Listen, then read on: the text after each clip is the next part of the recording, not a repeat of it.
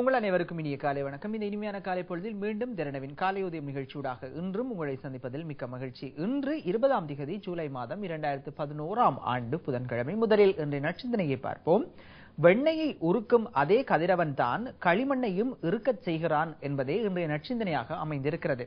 இந்த உலகத்திலே நன்மை தீமை இரவு பகல் என்று எதற்குமே இரண்டு பக்கங்கள் இருக்கின்றன. அதுபோலத்தான் உலகத்திற்கே உரிய கதிரவன் வெண்ணையை எவ்வாறு உருக்குகிறானோ அதுபோல அந்த களிமண்ணை இருக்குகிறான் என்று சொல்லப்பட்டிருக்கிறது.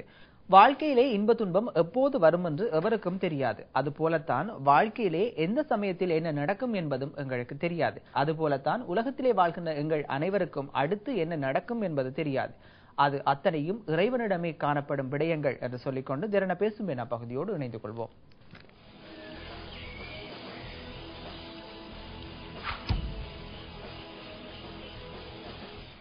முதலில் இன்றைய தினம் வெளியாகிய தினக்குரல் பத்திரிகையை பார்ப்போம். அரசுடன் 9 சுற்று பேச்சு, பெறுபேறு எதுவும் இல்லை, தமிழ் மக்களை எதிரிகளாக்கியோருக்கு வாக்களிக்க வேண்டுமா என்று சுரேஷ் பிரேமச்சந்திரன் எம்பி கேள்வி எழுப்பியதாகவே ஒரு செய்தி தினக்குரல் பத்திரிகையின் பிரதான செய்தியாக இடம் பிடித்திருக்கிறது.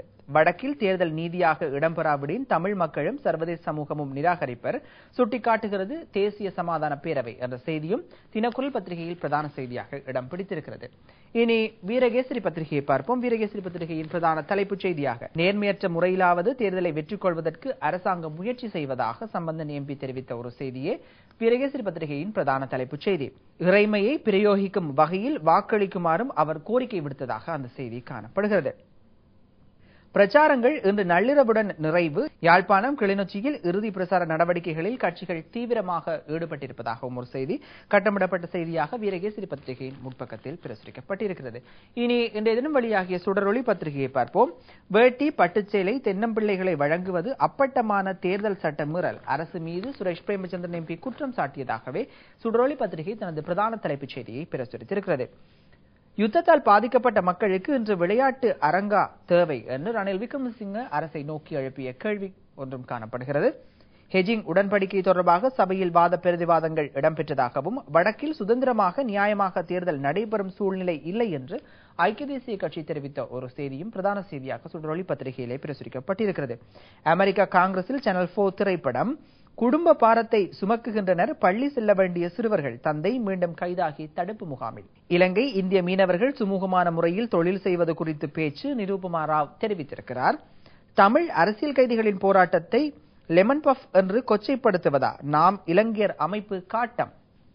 இதே நேரத்தில் தரம் குறைந்த பெட்ரோல் குறித்து இதுவரையில் 4000 முறைப்பாடுகள் கிடைக்கப்பெற்றுள்ளதாகவும் ஒரு செய்தி சுடரொளி பத்திரிகையிலே பிரசுரிக்கப்பட்டிருக்கிறது. நிறைவாக தினகரன் பத்திரிகையை பார்ப்போம். வாக்குகளை எதிர்பார்த்து சேவை செய்வது எமது நோக்கம் அல்ல, கோப்பாய் நாவலர் தமிழ் வித்தியாலயத்தில் ஜனாதிபதி மஹிந்த ராஜபக்ஷ தெரிவித்த ஒரு கருத்தை பிரதான செய்தியாக தினகரன் பத்திரிகையில் பிரசுரிக்கப்பட்டிருக்கிறது.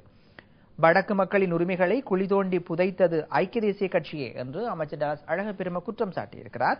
65 உள்ளூராட்சி சபைகளையும் ஐக்கிய மக்கள் சுதந்திர முன்னணி கைப்பற்றும், விதிகளை மீறும் உறுப்பினர்கள் மீது நடவடிக்கை எடுக்கப்படும், வடக்கு மக்கள் அமோக ஆதரவு தெரிவித்து வருவதாக அமைச்சர் மைத்ரிபால சிறிசேன தெரிவித்திருக்கிறார்.